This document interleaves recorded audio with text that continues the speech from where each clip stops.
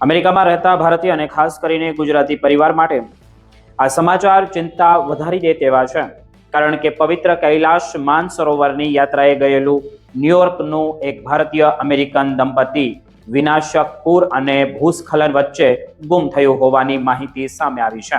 65 વર્ષના રમેશ શર્મા અને 64 વર્ષની નીલમ શર્મા બંને અમેરિકાના ન્યુયોર્કમાં રહે છે અને અમેરિકન નાગરિક છે. તેઓ કૈલાશ પર્વત અને માનસરોવરના દર્શન માટે તિબેટ પહોંચ્યા હતા, પરંતુ નેપાળ અને તિબેટની સરહદ પાસે અચાનક આવેલા ભયાનક ફ્લેગ ફ્લડ અને ભૂસ્ખલનને સમગ્ર વિસ્તારને જોઈએ તો તબાહ કરી નાખ્યો છે. સૌથી ચોંકાવનારી વાત તો એ છે કે આ આપત્તિમાં માત્ર આ દંપતી જ નહીં, પરંતુ સેંકડો પ્રવાસીઓ અને તીર્થયાત્રાનો સંપર્ક પણ તૂટી ગયો છે. રમેશ અને નીલમની પુત્રી ડોક્ટર રાધિકા શર્માએ સોશિયલ મીડિયા પર ભાવુક અપીલ કરીને માતા પિતાની ભાળ મેળવવા માટે મદદ માંગી છે. તેમણે નેપાળ, ગિરોંગ અને તિબેટના સ્થાનિક લોકો, હોસ્પિટલો, બચાવ દળો અને સરકારી તંત્રને અપીલ કરી છે કે જો તેમના માતા પિતા અંગે કોઈ માહિતી મળે તો તરત જ જાણ કરવામાં આવે. હવે અહીં સૌથી મોટો સવાલ તો એ છે કે આ વિનાશક પૂર આવ્યું કેવી રીતે અને તેમાં આટલા બધા લોકો કેમ ફસાઈ ગયા. નેપાળના સત્તાવાળાઓ અનુસાર 400થી વધુ પ્રવાસીઓ ગુમ થયા હતા, જેમાં લગભગ 340 વિદેશી નાગરિકો હોવાનું જણાવાઈ રહ્યું છે. નેપાળ પોલીસ દ્વારા 157 મૃતદેહો મળી આવ્યા હોવાની પણ માહિતી સામે આવી હતી, જ્યારે નેપાળ ટુરિઝમ બોર્ડ ગુમ થયેલા લોકોમાં 47 અમેરિકન નાગરિકો હોવાની પણ માહિતી સામે આવી છે. આમાં કેટલા ભારતીય છે તેમની કોઈ હજી પુષ્ટિ થઈ નથી. આ ઉપરાંત કૈલાશ યાત્રા પર ગયેલા 133 ભારતીય તીર્થયાત્રીઓ પણ ગુમ થયેલા લોકોમાં સામેલ હોવાનું પણ જણાવાઈ રહ્યું છે. એટલે અમેરિકામાં રહેતા ભારતીય પરિવાર માટે આ સમાચાર વધુ ગંભીર બની જાય છે, કારણ કે આ યાત્રામાં મોટી સંખ્યામાં અમેરિકન ભારતીયો જોડાયા હતા.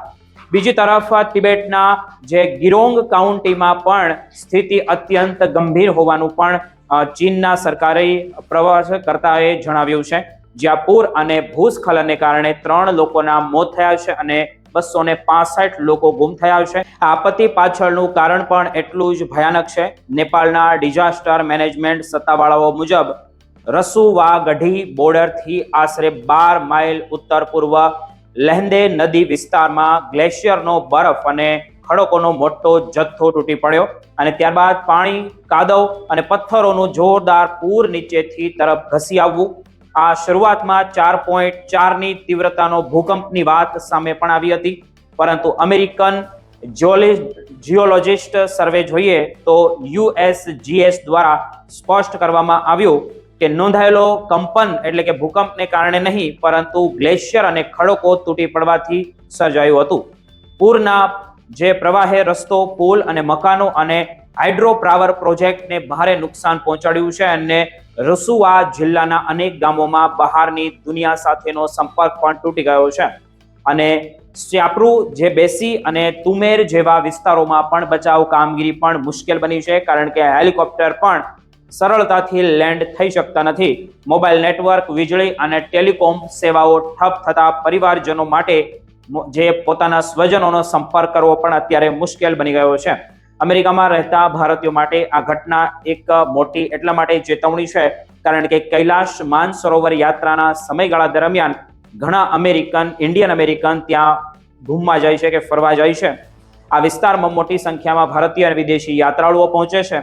વૈજ્ઞાનિકો લાંબા સમયથી કહી રહ્યા છે કે હિમાલય વિસ્તારમાં વધતું તાપમાન, ગ્લેશિયર તૂટવા અને ફ્લેશ ફ્લડ અને ભૂસ્ખલનનું જોખમ વધારી રહ્યું છે. એટલે હાલની સૌની નજર બચાવ કામગીરી અને ગુમ થયેલા યાત્રાળુઓની શોધ પર છે. અને ખાસ કરીને ન્યુયોર્કમાં જે શર્મા પરિવાર માટે સૌથી મોટી આશા એ જ છે કે રમેશ શર્મા અને નીલમ શર્મા સુરક્ષિત હોય અને વહેલી તકે તેમની ભાળ પણ મળી જાય.